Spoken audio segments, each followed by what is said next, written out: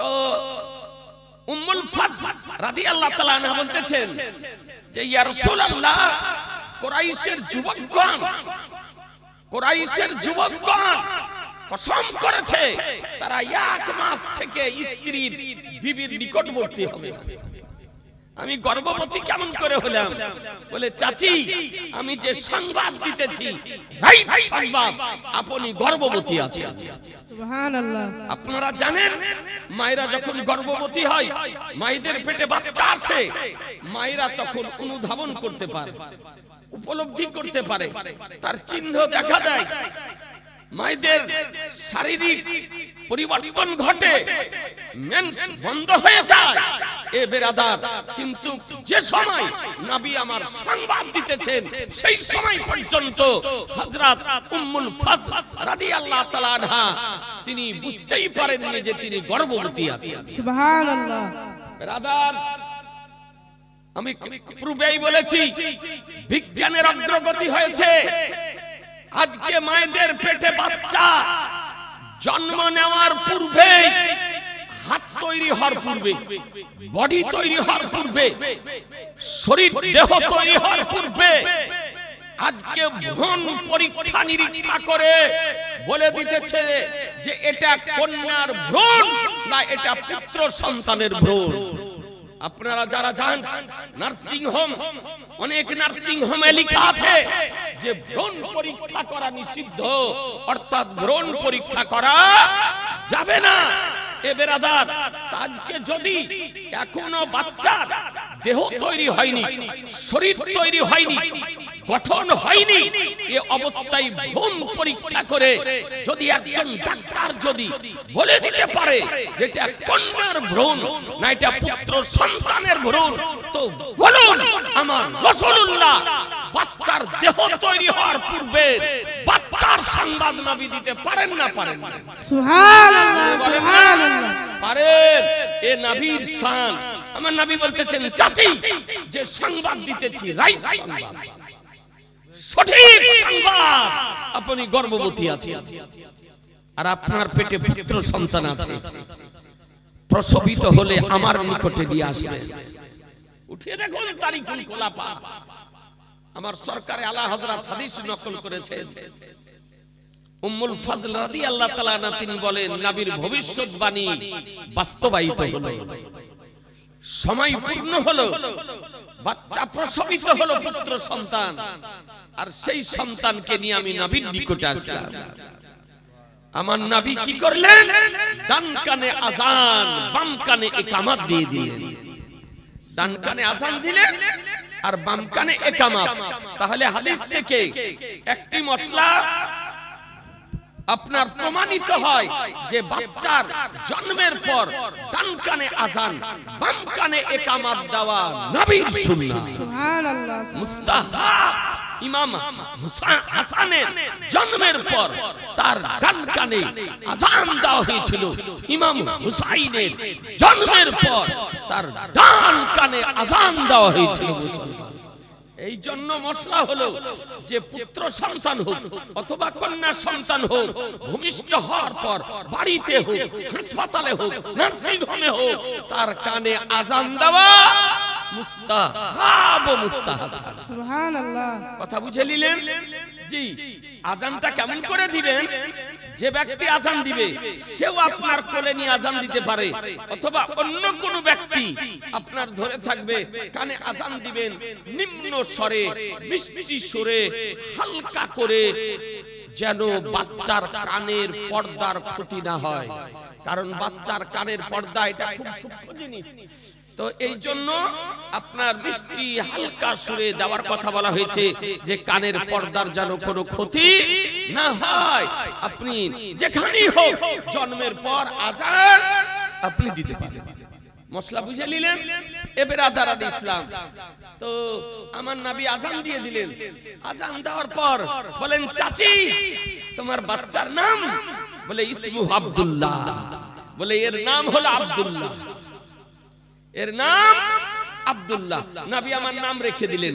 নাম রেখে দেওয়ার পর নবী আমার বলেন চাচি ইজহাবি বিআবিল খুলাফা বলে হে চাচি খলিফাদের বাপকে নিয়ে যাও, খলিফাদের বাপকে নিয়ে যাও, এর বংশ থেকে খলিফার জন্ম হবে, এর বাদশা থেকে বাদশার জন্ম হবে, এর বংশ থেকে আজকে ওলির জন্ম হবে, এর বংশ থেকে আজকে সম্রাটের জন্ম হবে। সুবহানাল্লাহ। আমার তার ভবিষ্যৎবাণীও করে দিয়েছেন। এ বেরাদারান ইসলাম, তাহলে বুঝা কি গেল যে নবী আমার পেটের সংবাদ দিতে পারেন। এটাই আহলুস সুন্নাত ওয়াল জামাতের আকীদা, যে মায়ের পেটে কন্যা সন্তান আছে, না পুত্র সন্তান আছে, তার সংবাদ আমার রাসূলুল্লাহ দিতে পারেন। বৃষ্টি কবে হবে তার সংবাদ আমার রাসূলুল্লাহ দিতে পারেন। কে কোথায় মারা যাবে তার সংবাদ আমার রাসূলুল্লাহ দিতে পারেন। আগামী কাল কে কি করবে তার সংবাদ আমার রাসূলুল্লাহ দিতে পারেন। কিয়ামত কবে হবে কসম খোদার তারও সংবাদ নবী দিতে পারেন। সুবহানাল্লাহ। আল্লাহু আকবার। ইয়া রাসূলুল্লাহ জিন্দাবাদ আজিজানে জিন্দাবাদ। মুহতারাম, এ হলো নবীর শান। কোরআন বলে মুহাম্মাদুর রাসূলুল্লাহ, মুহাম্মদ সাল্লাল্লাহু আলাইহি সাল্লাম হলো আল্লাহর রাসূল। জি, আমাদের এই কালেমা লা ইলাহা ইল্লাল্লাহ মুহাম্মাদুর রাসূলুল্লাহ, আজকে এই কালেমা যদি একসঙ্গে বলা যায়, আমরা যেমন আপনার মুনাজাতের শেষে বলি বেহাক্কে বা বাহাক্কে, ফার্সিতে যদি বলেন তাহলে হবে বাহাক্কে, আর আরবিতে যদি বলেন তবে হবে বেহাক্কে।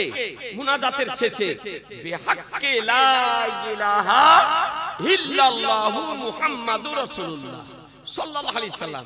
তো এইরকম কিছু নির্বোধ বেরিয়েছে, বলছে মুনাজাতের শেষে এই কালেমাটা বলা যাবে না। ও হাত করে দিয়েছে। কেউ কেউ বলছে লা ইলাহা ইল্লাল্লাহর সঙ্গে মুহাম্মাদুর রাসূলুল্লাহকে মিলানো শিরক, মিলানো যাবে না। তো ও বলছে বাহাক্কে লা ইলাহা ইল্লাল্লাহ। এরকম লোক আত্মপ্রকাশ করেছে। জি, তারপরে আবার কিছু লোক বেরিয়েছে হাঁড়ি ঘটি কম্বল নিয়ে ডগরে ডগরে নগরে নগরে শহরে শহরে মসজিদে মসজিদে দৌড়ে বেড়াতেছে। ওরা কি বলতেছে জানেন? ওরা আবার বলছে বেরহমাতিকা ইয়া আরহামার রাহিমিন, বেরহমাতিকা ইয়া আরহামার রাহিমিন। আমরা কি বলি?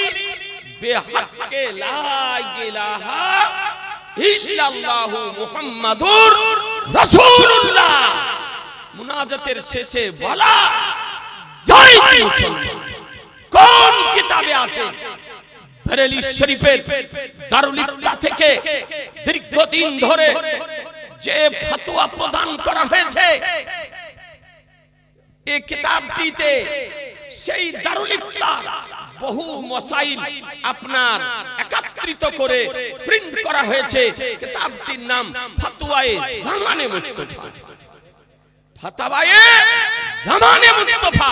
তার মধ্যে আপনার লিখতেছেন উত্তর যে মুনাজাতের শেষে বেহাক্কে অথবা বাহাক্কে লা ইলাহা ইল্লাল্লাহু মুহাম্মাদুর রাসূলুল্লাহ সাল্লাল্লাহু আলাইহি সাল্লাম বলা সুবহানাল্লাহ সুবহানাল্লাহ। এমন কোন মা সন্তানের জন্ম দেয়নি যে জমিনের উপরে কোরআন হাদিস ইজমা কিয়াসের আলোকে মুনাজাতের শেষে বিহাক্কে লা ইলাহা ইল্লাল্লাহ মুহাম্মাদুর রাসূলুল্লাহ বলাকে হারাম তো দূরের কথা নাজায়েজ প্রমাণ করতে পারে।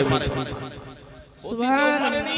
বর্তমানেও পারবে না, ভবিষ্যতেও পারবে না। আপনারা বলেন না, বলেন না, মুনাজাতের শেষে বলেন না বিহাক্কে লা ইলাহা ইল্লাল্লাহ মুহাম্মাদুর রাসূলুল্লাহ।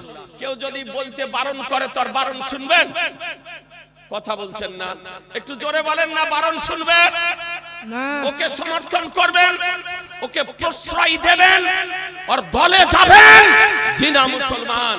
আজকে মসজিদের গেটে লেখা থাকে লা ইলাহা ইল্লাল্লাহ মুহাম্মাদুর রাসূলুল্লাহ, থাকে না? মসজিদের গেটে, মসজিদের মেহরাবের সামনে এ বেরাদারান ইসলাম তো বলছে এটা লেখা যাবে না, বলছে হারাম।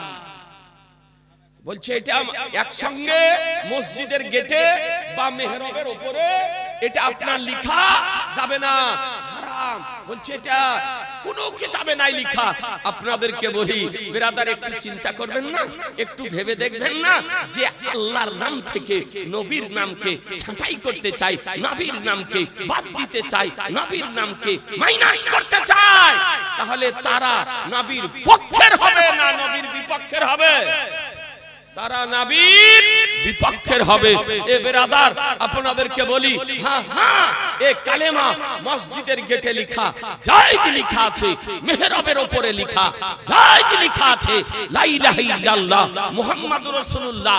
এ তো বুখারী মুসলিম শরীফের হাদিস থেকে প্রকাশ্যভাবে প্রমাণিত। মুসলমান, এ কালেমা মুসলিম শরীফে বর্ণিত হয়েছে লা ইলাহা ইল্লাল্লাহ মুহাম্মাদুর রাসূলুল্লাহ সাল্লাল্লাহু আলাইহি সাল্লাম। সুবহানাল্লাহ। এখানকার যারা এই নব্য নামাজি হয়েছে, ওহাবী মতবাদ প্রচারকারী হয়েছে, এরা বলছে যে চলবে না। অথচ যে ওহাবীদের দ্বারা মক্কা মদিনা শরীফ পরিচালিত হতেছে সেখানে আপনারা লিখে রেখেছেন।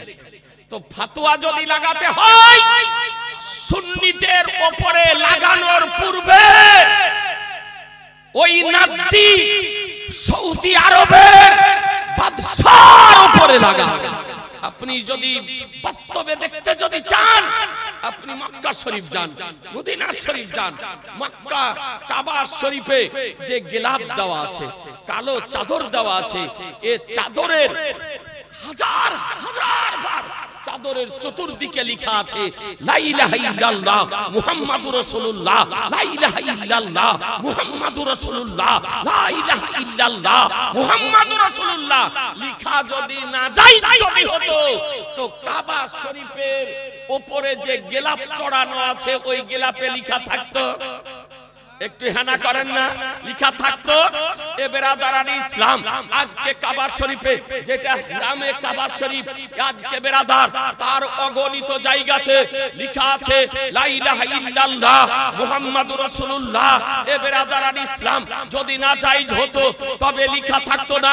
আপনি মদিনা শরীফ যান, মসজিদে নববীর অগণিত জায়গাতে ভিতরে মেহরাবের সামনে লেখা আছে বড় অক্ষরে আরবি ভাষাতে লা ইলাহা ইল্লাল্লাহ মুহাম্মাদুর রাসূলুল্লাহ সাল্লাল্লাহু আলাইহি সাল্লাম।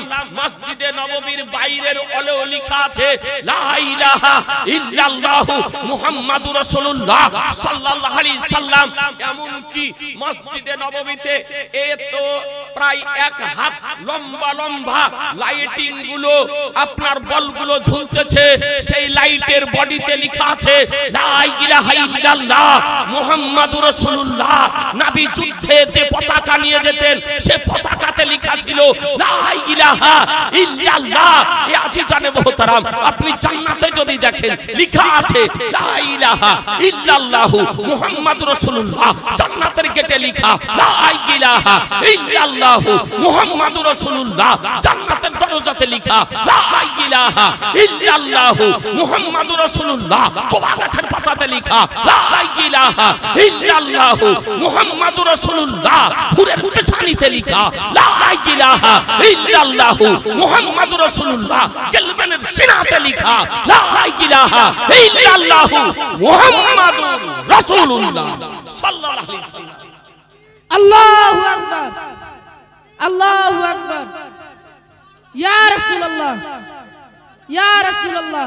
আজিজানে মুহতারাম, জিন্দাবাদ।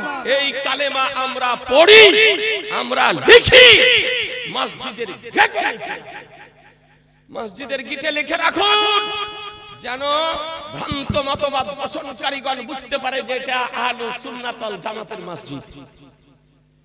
আহলুস সুন্নাত ওয়াল জামাতের মসজিদ এটা যেন বুঝতে পারে। তা আপনি ভালো করে একটু বুঝার চেষ্টা করুন। বলছে নবী জানে না। এই আজ কয়েকদিন আগে একটা জালসাতে গেলাম, তো বলছে নবী ইলমে গায়েব জানতেন, তো বিস্তৃত মাংস কেন খেলেন?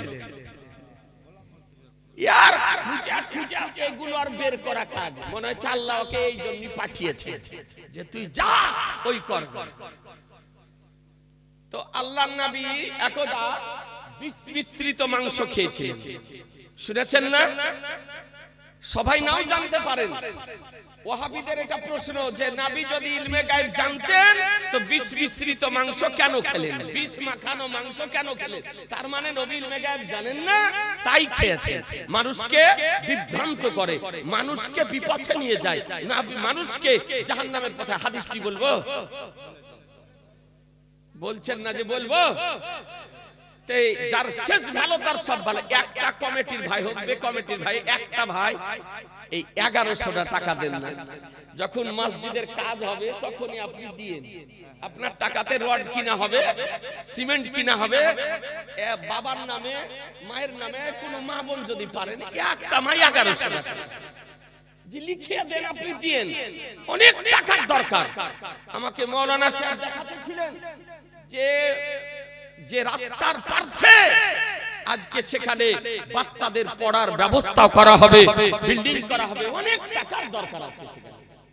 একজন ভাই মাত্র 1100 টাকা, একজন ভাই, মৃত পিতার নামে, মৃতা মায়ের নামে অথবা জীবিতর নামে। একজন এরকম মা হারা নাই? জি, এইরকম একজন মা হারা নাই? একজন যদি পিতা হারা থাকেন, মা হারা থাকেন, আপনি মায়ের ঋণ পরিশোধ করতে পারবেন না। মা কার নাম? যে মা আপনাকে আমাকে 9 মাস থেকে 10 মাস, প্রায় 9 মাসের উপরে পেটে বহন করেছে। আপনি আমি মায়ের পেটে অবস্থান কালে হাত নাড়ানাড়ি করেছি, পা নাড়ানাড়ি করেছি। মা পেটে বাচ্চার বহন কালে না খেয়ে আরাম পায়, না শুয়ে আরাম পায়, না ঘুমিয়ে আরাম পায়, না স্বামীর সঙ্গে কথা বলে আরাম পায়, না বাবা মার সঙ্গে কথা বলে শান্তি পায়।